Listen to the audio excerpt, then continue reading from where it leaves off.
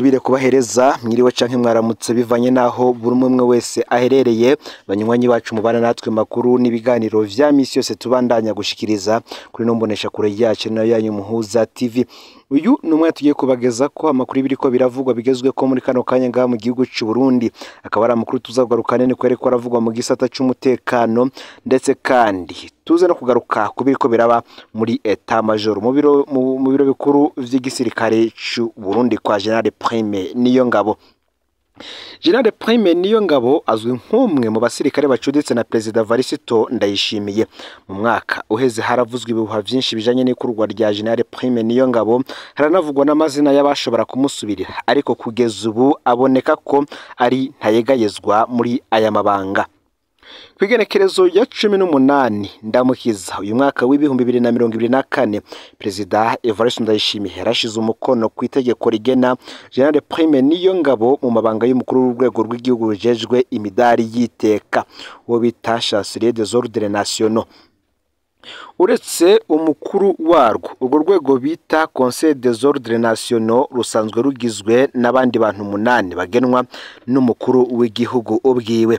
Urongoye urwo rwego akaba afise icubero kingana n'icumushikiranganje, kandi agahabwa ivyankenerwa avantage muri rw'igifaransa bisanzwe bihabwa abashikiranganje.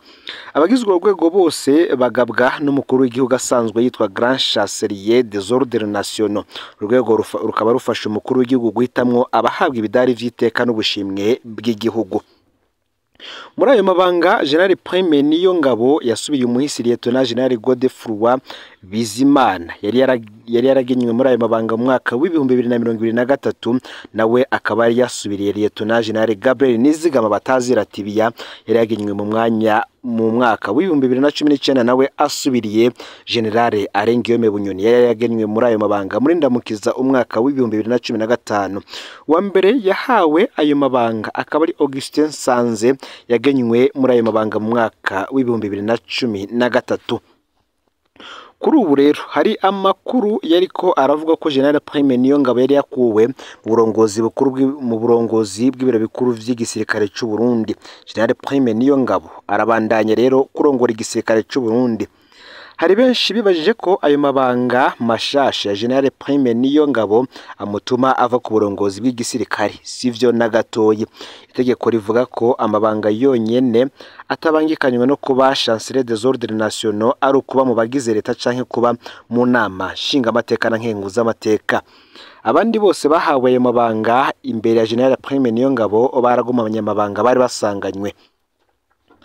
Kugeza ubu General Prime Niyongabo niwe mukuru w'igisirikare cy'u Burundi, amaze umwanya munini cyane muri ayo mabanga. Nta wundi yari bwamare imyaka 12 muri ayo mabanga. Uwumukurikira ni General Major Thomas Ndabemeye yabaye muri ayo mabanga imyaka 9, akaba yararongoye igisirikare cy'u Burundi kuva mu mwaka w'1967 gushika mu mwaka w'1976. Hari abavuga ko atari vyiza na gato ko umukuru w'igisirikare amara umwanya munini cyane mu mabanga kubera aca gitwara nk'umurima wiwe, narirya ari urwego rukoresha amafaranga menshi cyane.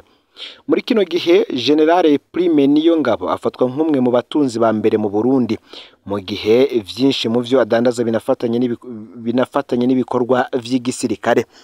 Biravugwa ko igisirikare cyo bakigurira imiti muri farumasi za Prime Niyongabo, ko microfinance yiwe ifise uko ikorana n'igisirikare, kandi ko aherutse gushiraho iyindi microfinance yitwa y'abasirikare bato, ariko umutahe wayo ukaba ahanini wa Prime Niyongabo n'uwitwara akaba umusirikare yahoze ajejwe umutekano wiwe. Prime Niyongabo kandi uyu atwara igisoda cy'u Burundi avuga ko yoba ari wari kure kurangura inzoga yitwa Skol ikorerwa mu gihugu cy'u Rwanda, mbere akabandanya yinjiza no muri kino gihe Burundi buvugwa ko bwugaye imbibe buhana n'igihugu cy'u Rwanda. Prime Niyongabo yaravugwe cyane kandi mu bijanye n'ubusuma bwahora mu mishahara y'abasoda be no mu biturire bijanye n'abasoda barungikwa mu bikorwa vyo hanze y'igihugu. Iyi nkuru nayo tukazoyigaruka ko ku munsi w'ejo. Ufyonde sabone kugira ngo itazogucika. Naho kandi General Prime Niyongabo nkuko natanguye mbibabwira azwi nk'umwe mu basirikare bacuditse cyane na President Varisito Ndayishimiye. Mwaka uheze havuzwe ibihuha vyinshi bijanye n'ikurwa rya Prime Niyongabo, haranavugwa amazina y'abashobora kumusubirira, ariko kugeza ubu ngaboneka ko ari ntayegayezwa. Ni nako kandi abagerageje gutembagaza ubutegetsi ku igenekerezo ya 13 Rusama umwaka wa 2015 bavuze ko umugambi bawuteguranye na General Prime Niyongabo yari umukuru w'ibiro bikuru vy'igisirikare cy'u Burundi be na General Ponsier Gaciyubwenge yari umushikiranganje wo kwivuna abansi. Ibi ni ibintu vyoba vyarayangaye hageze kumvikana uburongora igihugu. Ngo Prime Niyongabo ntiyashobora kwemera ko igihugu gitwarwa na General Major Godefroid Niyombare yafata nk'umukeba wiwe. Prime Niyongabo ngo yoba kandi yabona ko atakazoza ari kuba afise mu gihugu gitwarwa na Niyombare mbere n'inyungu ziwe z'ubutunzi yabona ko zishobora kubangamirwa bikomeye mu gihe atawubasha ari kuba afise ku gisirikare.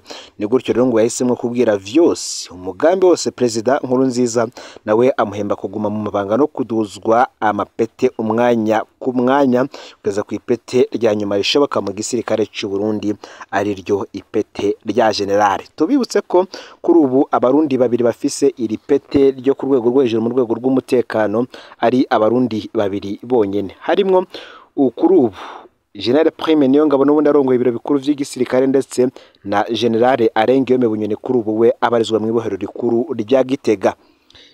Ni muri ako kandi reka ano makuru tuyabandanize ku bindi biriko biravugwa mu ntara Cibitoke muri komine Mugina aho basaba ko umukobwa yahungishijwe yo kwerekanwa ahari, bakasaba ko kandi wamuhungishije nawe afatwa agahanwa. Muti uyu mukobwa yakoze iki? Tugiye ko bigaruka ko hari umupolisi w'igihugu aherutse kwambika umwana w'umwigeme umwambaro w'akazi, bimenyekanye yaciye amuhungisha vyihuta. Uwo mupolisi yitwa Ukwizogera Vincent akaba avuka ku mutumba Rugendo zone Rugaje, asanzwe agendana canke sakundanye n'umwana w'umukobwa w'umunyeshure yitwa Nifasha Vestine. Uwo mukobwa akaba avuka ku mutumba Nyeshenza muri iyo zone nyene ya Ruhago. Uwo mukobwa kandi yiga aho nyene kuri lycée technique Rugendo mu mwaka wa 2. Ku munsi wa gatatu igenekerezo ya 17 ndamukiza umwaka wa 2024 wa mukobwa y'umunyeshure yabonekanye ku rubuga rwe rwa Facebook yambaye neza cyane umwambaro w'akazi w'igipolisi cy'u Burundi, eka mbere yaraberewe cyane hamwe yagaragara wenyene ahandi ari kumwe na wa mukunzi wiwe Ukwizogera Vincent. Aha rero niho abantu batangura gutangara bakibona izo foto.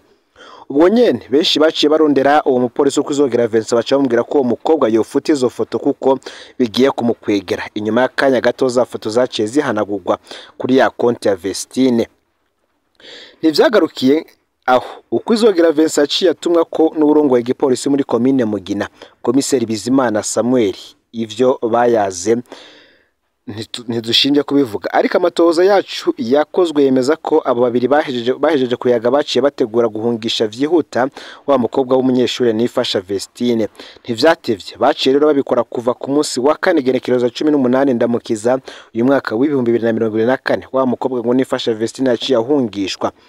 Gushika ubu iminsi atiraheze atawuzi yo yatwawe, haba mu muryango wiwe ntibazi irengero ry'uwo munyeshure, eka n'abanyeshure bigana ntawuzi yo Vestine yoba ari. Ivyo vyarateye amakenga benshi. Ayo makenga rero niyo yatumye abanyagihugu basaba inzego z'umutekano ko zofasha vyihuta kugira hamenyekane iyo uwo munyeshure yatwahiwe kuko bafise ubwoba ku mutekano wiwe. Bagasaba kandi ko uwo mupolisi Ukwizogera Vincent ahanirwa ivyo yakoze. Ikindi kibabaza abanyagihugu bahimugina nuko umupolisi Ukwizogera Vincent afise ingeso yo gushurashuza ngo abana babigeme bato bakiri ku mashuri kandi asanzwe yubatse urwiwe. Babona ko iyo ngeso isubiza inyuma kazoza kurwo rwaruka yirirwa arashurashuza nkuko babitangaza. Abanyagihugu bariko batabariza uyu mwana w'umwigeme bavuga ko yohava nagirirwa nabi kubera ico gikorwa yakoze. Ni nako kandi abanyagihugu bari batondeye igitoro kuri station Mogas iraho benshi bita kuri face à face hagati mu gisagara ca Bujumbura, bavuga ko batashe bataronse igitoro bari batondeye kuva mu gatondo kakare. Bakagiriza abapolisi bari bacungereye itangwa ryacu ko bakora amanyanga bagaye igitoro abadatonze kubera igiturire n'ikimenyane. Tubamenyeshe ko ico gitoro cari cabonetse ejo hahise mwijoro, ariko ubu nyene abanyagihugu babwiye ko giheze batashe uko baje. Abanyagihugu bakaba basaba bijijwe ko ico gitoro kibonetse cyo tangwa hakurikijwe amategeko ntagire uwurenganwa. Ni mu gihe mu gihugu cyose havuga ubukene bw'ibitoro no kwiyunguruza bikaba ari ikibazo kitoroshye yaba hagati mu gisagara cya Bujumbura ndetse no hagati mu gihugu muri rusange. Aya n'ayandi rero turiko turabategurira inkuru irabana n'igitigiri cy'abarundi bamaze kwicirwa mu gihugu cya Afrika y'Epfo, tuza kubageza ko mu mwanya muto uza. Tukaza kandi no kubageza ko indi nkuru n'ubundi ivugwa kwigandagurwa ry'umunyagihugu yakubiswe amahiri, abanyagihugu bakaba basaba ko uwamukubise atorekurwa. Ufyonde subscribe canke sabone niba utari wafyinda ko kugira ngo tuzucikanwa nadushikiriza usangize no makuru bagenzawe kandi aho baherereye hose yo babari ngaha mu gihugu cy'u Burundi, hanze y'imbizi gihugu cy'u Burundi, mu bihugu bigize akarere ka Afrika y'ubuseruko, ku mugabane wa Afrika ndetse no mu makungu ya kure n'andi menshi twabateguriye. Ni mu kanya gato nimuze kuja kure. N'umuhoza TV Imana iba hezagire.